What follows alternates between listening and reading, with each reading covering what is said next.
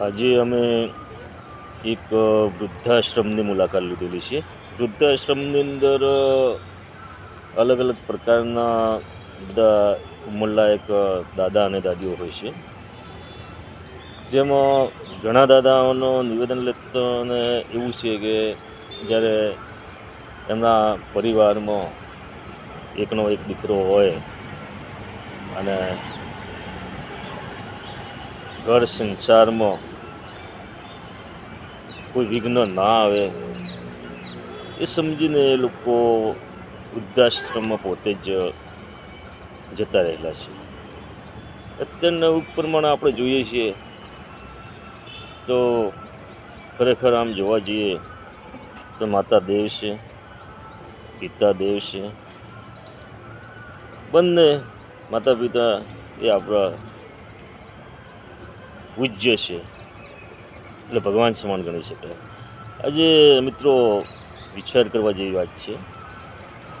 જ્યારે માતા અને પિતા જ્યારે આપણો જન્મ થતો હોય છે એ જ્યારે માતાના પેટમાં ગર્ભ હોય છે ત્યારથી કોઈ પણ માતા ચિંતિત હોય છે અને 9 મહિના 7 દિવસ સુધી એ આપણને સૌને એમના ગર્ભમાં ઉછેરતા હોય છે અને એના પછી ડિલિવરી થતી હોય છે. તો એ માતાને કેટલી બધી પીડાઓ સહન કરવી પડતી હોય છે.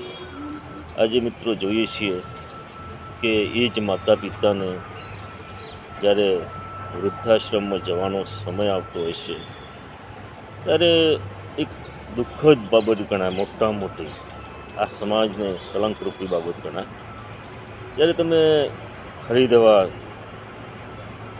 મોટા મોટા મંદિરોમાં યાત્રા કરવા જતા હોશો અને ગંગામાં નાહતા પણ હોય છે સરસ રીતે. તો ગંગામાં નાહવાથી કોઈ આપણે પવિત્ર નથી બની જતા અને ગંગામાં નાહવાથી કોઈ આપણા પાપ પણ ધોવાઈ નથી જતા. મિત્રો, મંદિરોમાં જવાની કોઈ જરૂર નથી. ઘરે માતા પિતાએ જે આપણને જન્મ આપ્યો છે એ જ આપણા ભગવાન છે. આ દુનિયામાં કોઈ જગ્યા ઉપર કોઈને ભગવાન મળ્યા છે? મિત્રો, ભગવાન આપણા ઘરમાં જ છે.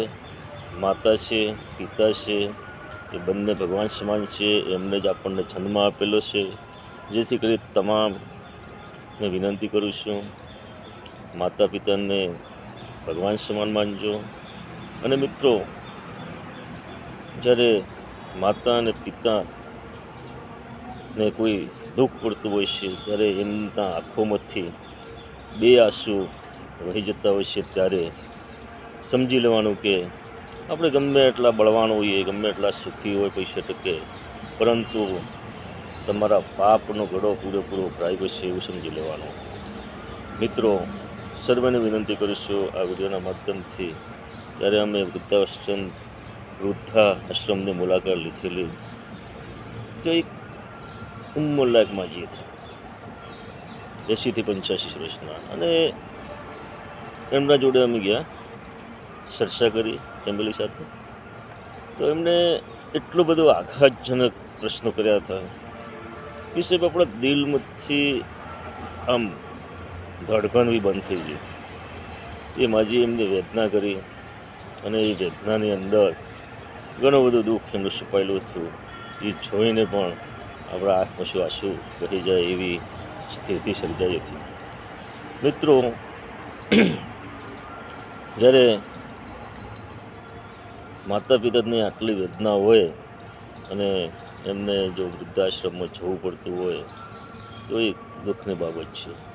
તો આ વિડીયોના માધ્યમથી સર્વે મિત્રોને ખાસ વિનંતી, આપણા માતા પિતા છે, તમે કોઈ પણ કાર્યની શુભ શરૂઆત કરો અથવા ઘરેથી ગમે ત્યારે કે બહાર જવાનું થાય, ધંધા માટે, રોજગાર માટે, નોકરી માટે અથવા કોઈ નવી ભરતી પ્રક્રિયામાં, તો ખરેખર તમે માતા અને પિતાને બંનેને પગે લાગી અને એમના આશીર્વાદ લઈને નીકળશો તો મિત્રો ચોક્કસપણે તમે સફળ થશો.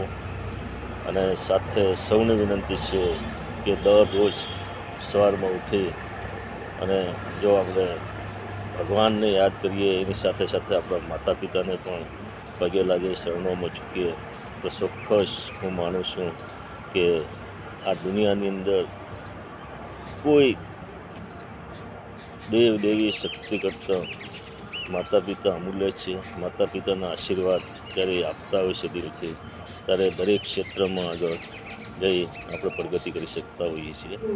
જેથી તમામ મિત્રોને વિનંતી, માતા દેવ છે, પિતા દેવ છે કે મંદિર મસ્જિદમાં જવાની જરૂર નથી, અને આપણા ઘરમાં જ ભગવાન છે અને એમને જ આપણે જન્મ આપ્યો છે. તેથી તમામે માતા પિતાને અંતથી સેવા કરવી જોઈએ. જય હિન્દ, જય ભારત, જય જય ગરવી ગુજરાત. આભાર.